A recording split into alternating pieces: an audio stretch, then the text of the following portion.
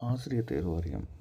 ஆசிரியர் தேர்வு மூலமாக டிஎன் செட் எக்ஸாமினேஷன் யூஜிசி வழிகாட்டு எதிர்பார்ப்படி மனோன்மணியம் சுந்தரா யூனிவர்சிட்டியிலேருந்து டேரெக்டாகவே டீச்சர் ரெக்ரூட்மெண்ட் போர்டு நடத்த ஆரம்பித்தாங்க. ஸோ இதுக்கான எக்ஸாம் மார்ச் 6, 7, 8, 9 இந்த தேதியில் ஏற்கனவே நடக்குங்கிறத ஏற்கனவே சொல்லியிருந்தாங்க. அந்த சொன்ன தேதிகளில் சரியாக அந்த எக்ஸாம் நடந்து கரெக்டாக முடிஞ்ச எக்ஸாம்லேருந்து 4 நாள் கழித்து டைரெக்டாகவே அதுக்கான ஆன்சர் கீ டென்டேட்டிவாக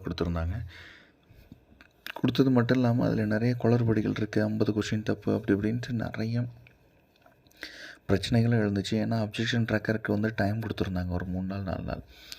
இந்த அப்ஜெக்ஷன் ட்ராக்கரில் பார்த்திங்கன்னா மோஸ்ட் ஆஃப் த டைம் அதில் பெரிய குறைபாடுகள் இருக்குங்கிறத நிறைய பேர் டேட் எக்ஸ்டென்ஷன் பண்ணுறதுக்கோ இல்லை அப்ஜெக்ஷன் ட்ராக்கர் கொடுத்து ஆன்சர் கீ தப்புங்கிறதுக்கோ நிறைய பேர் கொடுத்துருந்தாங்க.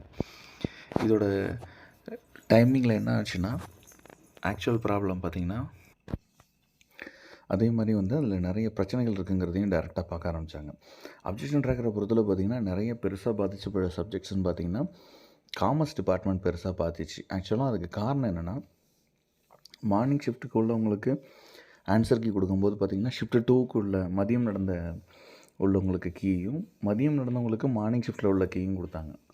இதனால் நிறைய பேர் கொஷின் தப்பு, இந்த எக்ஸாம் நிறையா தவறுகள் நடந்திருக்கு, இந்த மறுபடியும் எக்ஸாம் நடத்தமா அப்படிங்கிற மாதிரியான ஒரு எல்லோரும் டவுட்டாக இதை கேட்டுகிட்டு இருந்தாங்க. அதன்படி தான் இதில் மாறுனுச்சு.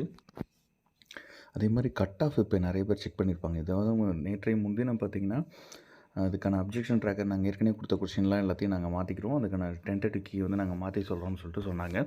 ஸோ இந்த டென்டேட்டிவ் கீக்கு பொறுத்தளவு பார்த்திங்கன்னா இப்போ கொடுத்துருக்கிறது தான் ஃபைனல். இனிமேல் நீங்கள் ரெஸ்பான்ஸ் பண்ணுற சீட்டு உங்களுக்கு நீங்கள் ஏற்கனவே என்னென்னலாம் எக்ஸாம் கிளிக் பண்ணிங்களோ அதுக்கான ரெஸ்பான்ஸை நீங்கள் டேரெக்டாகவே நீங்கள் இப்போ டவுன்லோட் பண்ணிக்கலாம் அப்படின்னு ஒரு ஆப்ஷன் கொடுத்துருந்தாங்க.